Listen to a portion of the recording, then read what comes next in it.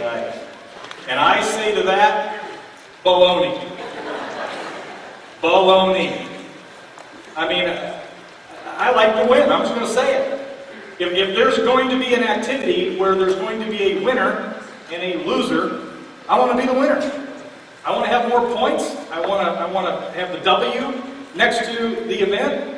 I want to win every doggone time. I hate losing. Not as much as I used to. Used to, when I was younger, it would ruin my day. I mean, I would go into depression after a loss. I'm not so much that anymore, but nowadays, I like to win. When I play my sons in anything, I still like to win. It doesn't matter. And that's getting less frequent as I get older.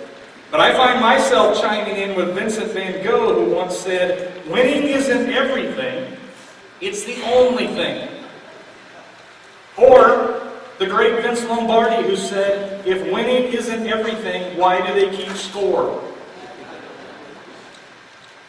Or the Apostle Paul, who said, do you not know that in a race all the runners run, but only one gets the prize?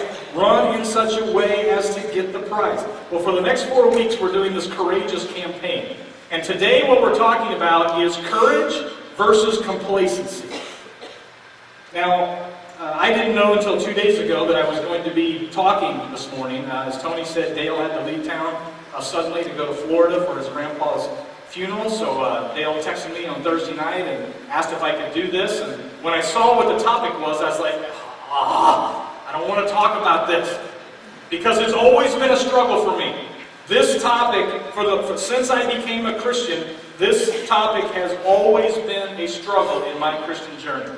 And it was really bad in college because I was a brand new Christian, and through an odd set of circumstances, I found myself at Bible college playing fall baseball. I just followed some friends there.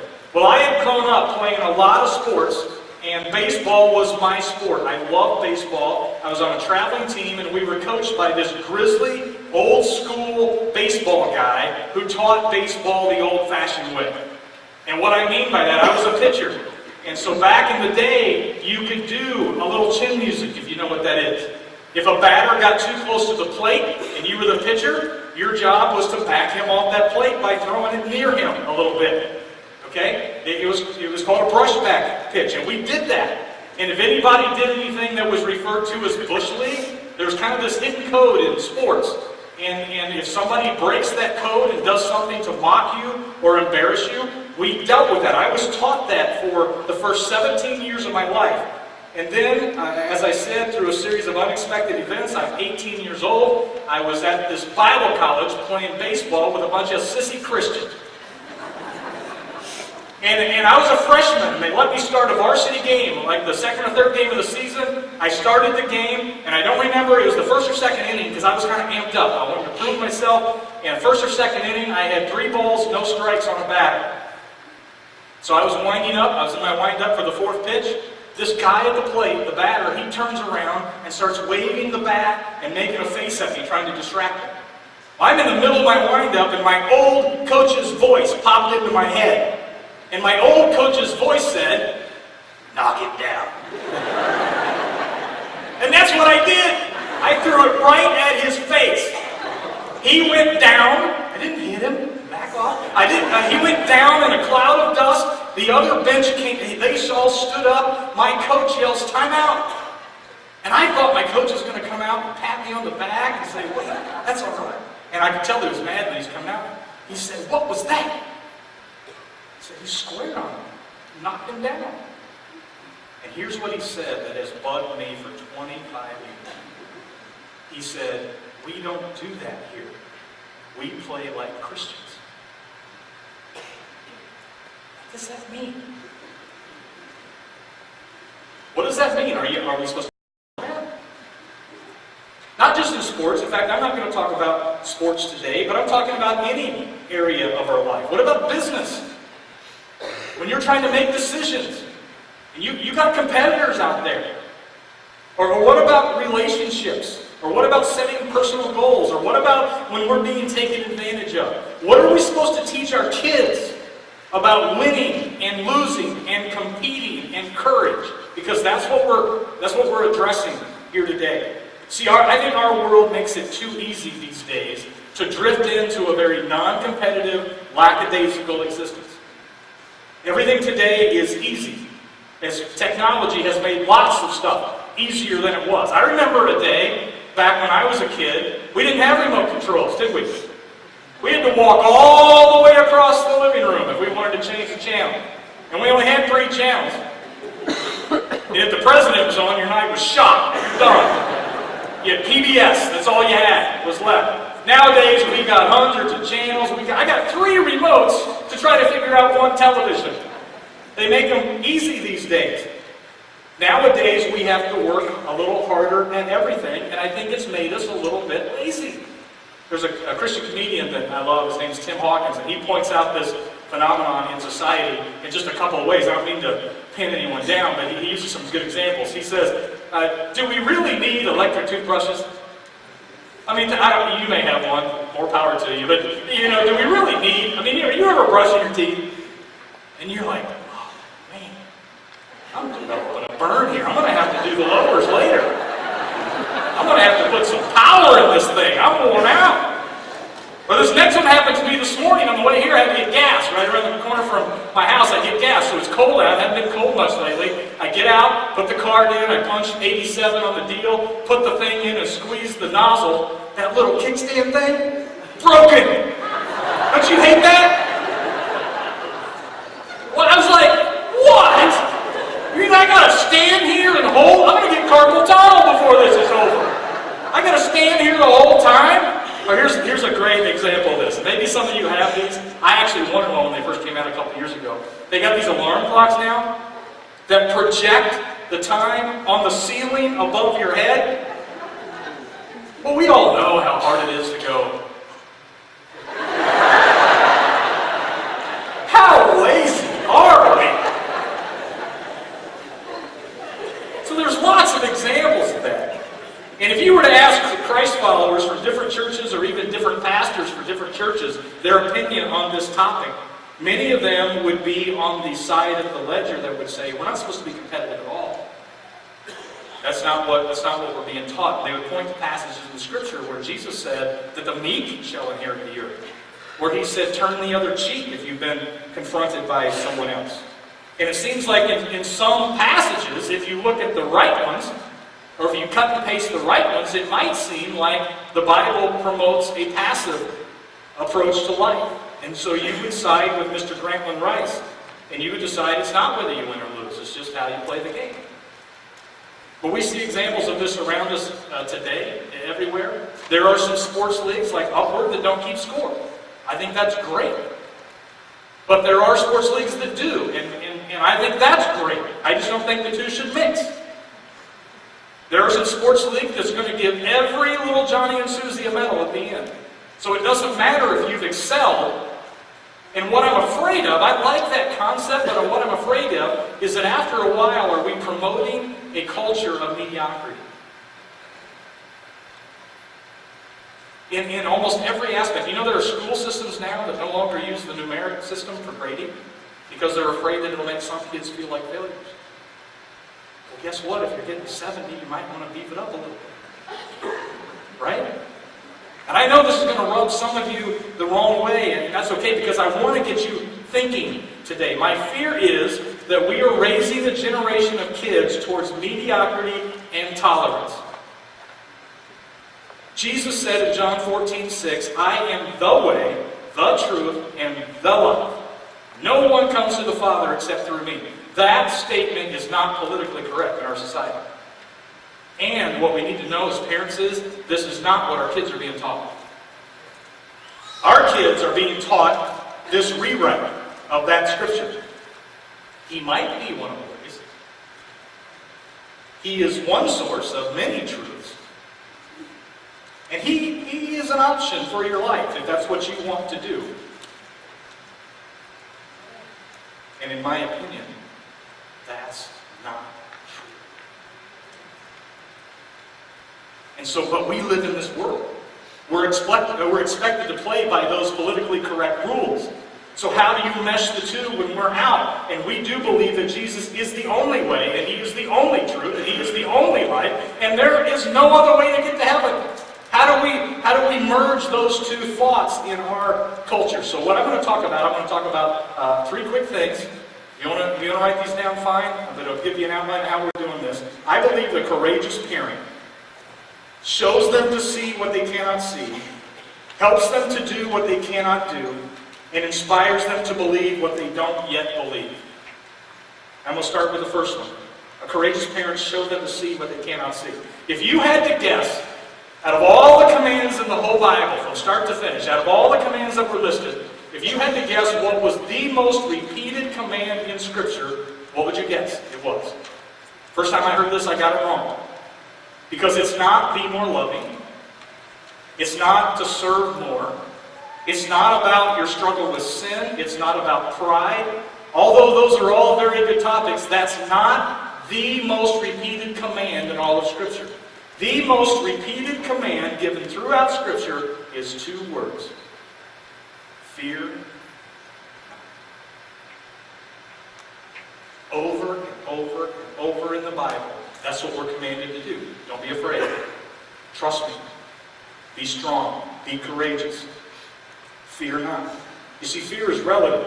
What may scare me silly may not have any effect on you. But what may give you anxiety doesn't bother me at all. So fear is relative. Dave Barry says, all of us are born with a set of instinctive fears of falling, of the dark, of lobsters, of falling on lobsters in the dark, or speaking before the Rotary Club, and of the words, some assembly required. See, not all fear is bad. There are good fears and bad fears. Good fears are put in place to keep us from dangerous places. Good fears are put in place to keep us from hurting ourselves. It keeps kids from touching hot stoves or chasing a ball out into the street. Those are good fears to have. But there are bad fears to have. And listen closely to this. Bad fears are distorted fears. And they paralyze us from doing the right thing.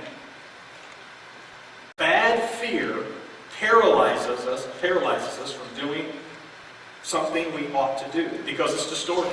Before we do it, we start thinking of the ramifications. We start thinking, well, if I say this, they're going to do this. Or if I do this, they're going to react this way. So we talk ourselves out of it before it ever happens. So why do you think out of all the directions, all the commands that God could give us over and over again, why would fear not be the number one that He gives us? Well, most of the time and throughout the Bible, and it gets printed hundreds of times throughout the Bible, most of the time it is not to soothe someone. Most of the time it's not a command given, calm down. Most of the time when God says fear not or be strong or have courage, most of the time what He's doing is He's trying to get someone to take an adventurous step out of their comfort zone. Most of the time. So the question that we have to ask ourselves is, will you go with your fear or will you go with your faith? And so that's what I want to ask you today. In what area of your life, right now, this morning, on Sunday morning, what area of your life can you apply that question? Maybe you're scared of the economy and what that means to your future. Maybe you're scared right now of trusting someone in a relationship because you've been burned so many times before. Maybe you've been avoiding a confrontation with a friend or a family member, but you know you're going to be at the same place at the same time with them in the next few days or few weeks. Maybe you're scared because you're losing grip with one of your teenagers. You can see it and you can't stop it and it scares you. So God asked the question, are you going to run from it? Or are you going to run to it? Because He would say, trust me. I think one of the toughest jobs that a parent has is to move into something you're scared about.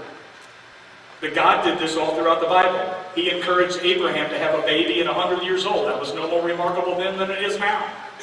He encouraged Noah to build a boat when it had never rained before. It's totally illogical. He encouraged Moses to lead people, and Moses didn't want to. He was scared. He didn't think he had it in him. But God said, trust me. God cared and still cares about showing fallen people to see what they cannot see about life and about themselves. And I believe that's our job as parents, is to help our kids see something in themselves that their friends will not allow them to see. That's why we're doing the father-daughter dance. Dads, You should not go to your daughter and say, would you like to go to the dance? You should go to your daughter and say, I bought tickets, we're going to the dance. Because if you do it the first way, what is any logical girl going to say?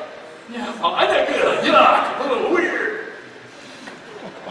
But the reason that we're doing this is because it gives a chance for you dads to show your daughter what it means to be treated like that. Because this world is not teaching her that.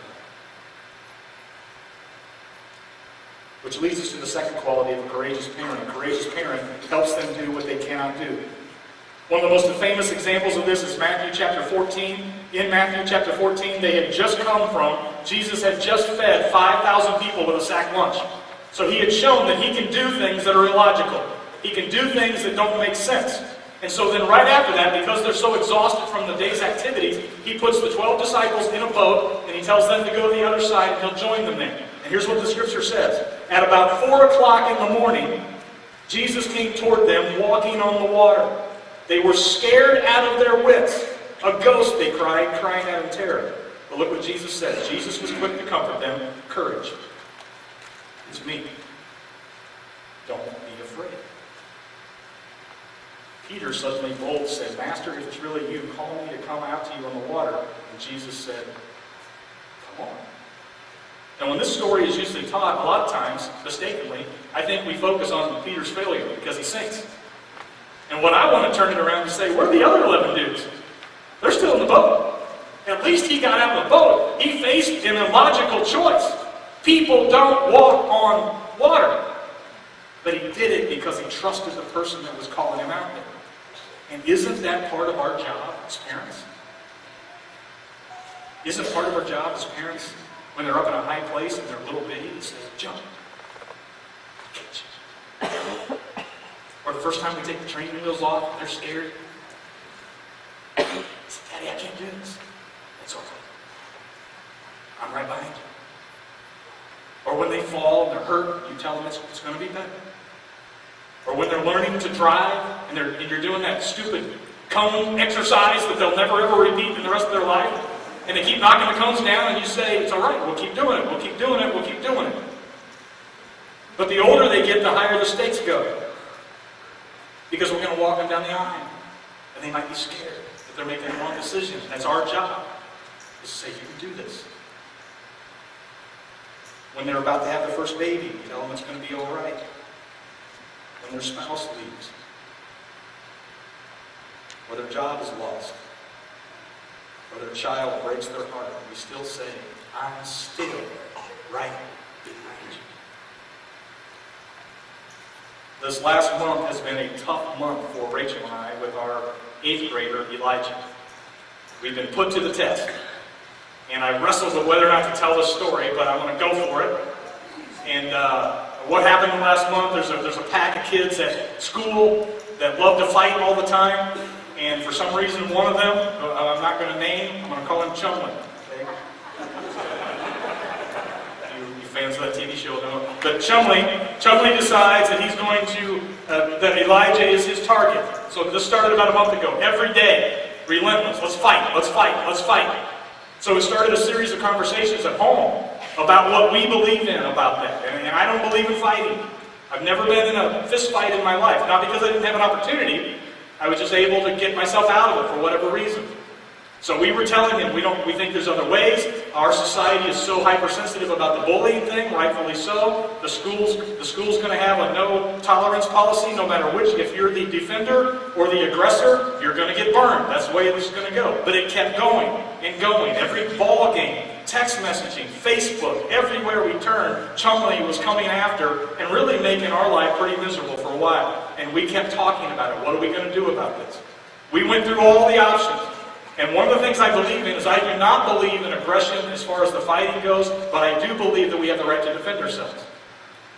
And so what we told Elijah is, you're never ever to take the first swing, but if he makes a move towards you, you are able to defend yourself.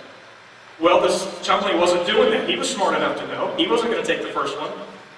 Well, this last week, Rachel even went to the school. It got so bad, she went to the teachers and talked about it. What do we do with this thing? That was Monday. Wednesday after school, I get a text from Elijah. Dad, I got into a fight.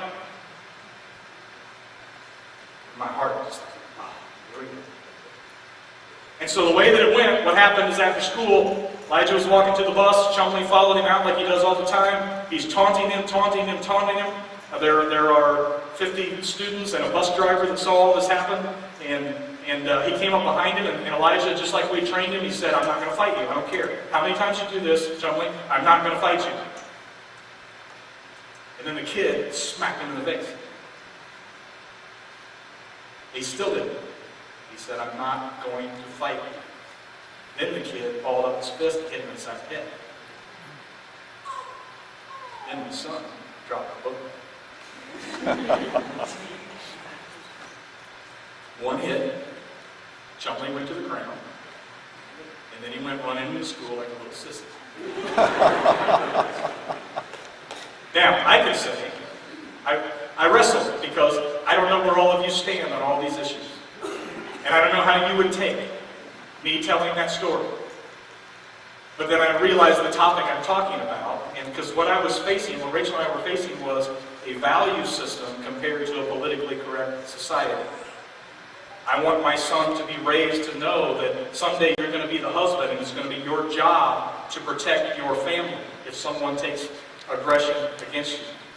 The bad thing, because of the society we live in, there are consequences that we are paying because of that decision on Wednesday. But I can stand up here in front of every one of you and look my son in the eye and say, I'm proud of you.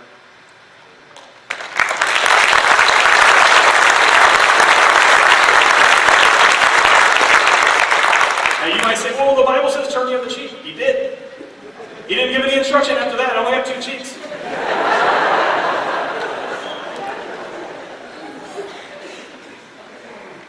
You may not be there. That's okay. What I'm asking you is, what do you believe about that stuff? Because it's our job to teach them that stuff. Because their reaction is going to be what every other kid tells them to do. The last thing I want to talk about is a courageous parent inspires them to believe what they don't yet believe. And I want to address this with an awkward issue. There may be some of you out here today, in fact I would venture to say that there are, that you live with some regrets because your kids are not 6 and 9 and 12. Your